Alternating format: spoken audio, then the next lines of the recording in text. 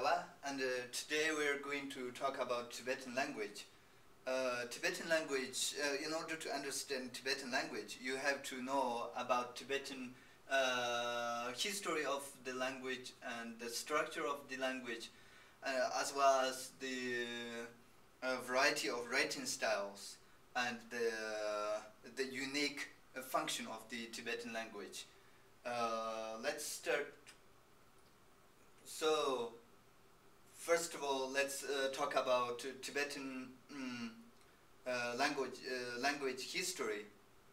Tibetan language is a very ancient language. It was developed in 7th centuries during the 33rd Emperor of Tibet, King Songtsen Gampo.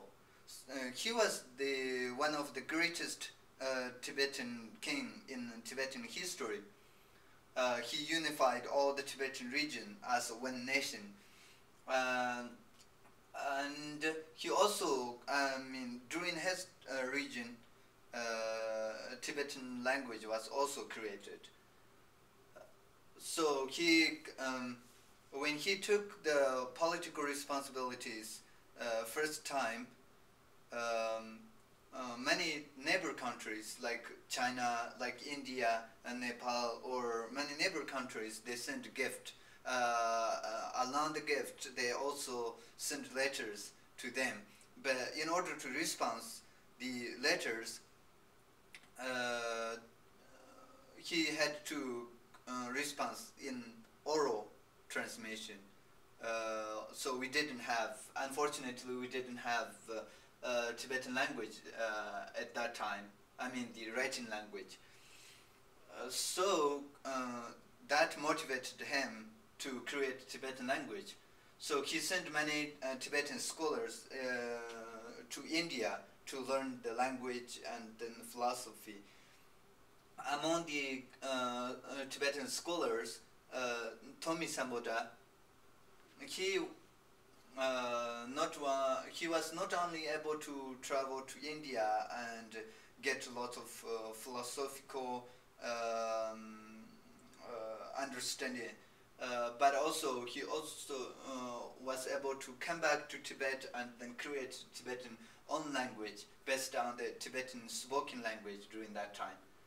And he created Tibetan language, and he was a great philosopher and translator during that time.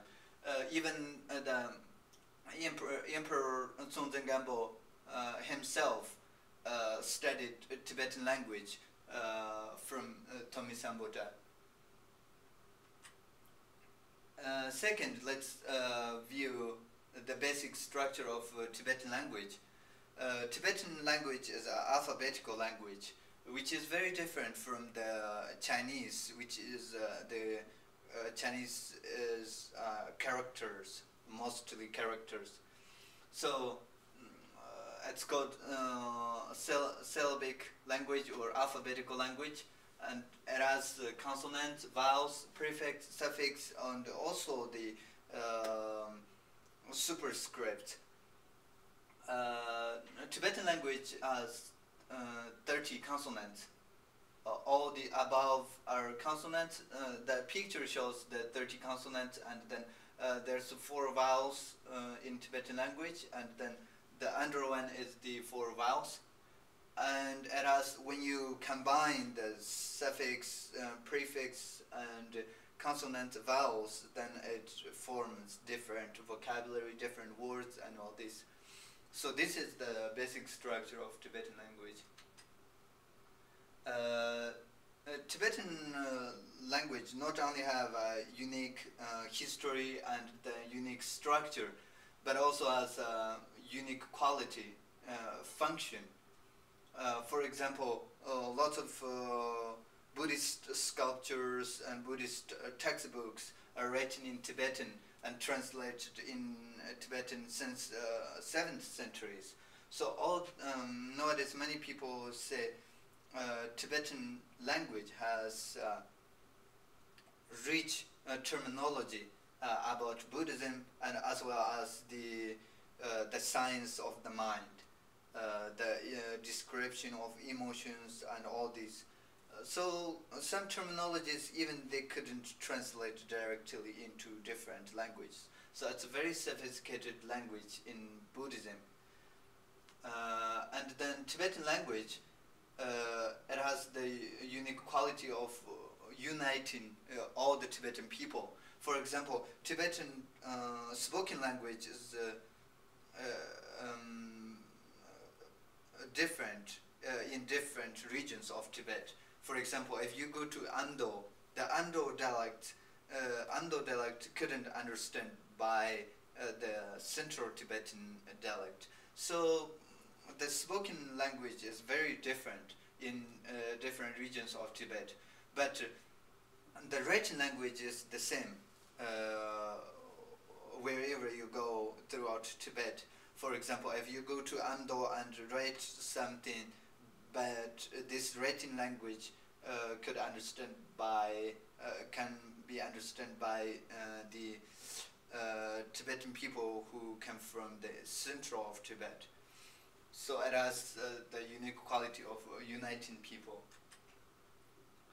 And Tibetan language has a very unique writing styles, and it's a very calligraphic language. But among the writing styles, there's two unique writing styles. One is formal writing style. In Tibetan we call ujin, and one is informal writing style, which is called umid. The ujin umid, basically, if you literally translate, it means ujin means the head, the letter who has head, and then umid means no head, which means the formal writing styles all they have head, so it's formal writing. And then the informal writing, which is like good for taking notes, and the personal writing styles. So there's no formal head for that. That's the way it's called ujin and umid. This is a basic Tibetan writing styles. So this is a basic information about Tibetan language. Hopefully you can find some helpful information from this presentation about Tibetan language and then the history and the structure of the language. Thank you very much for listening.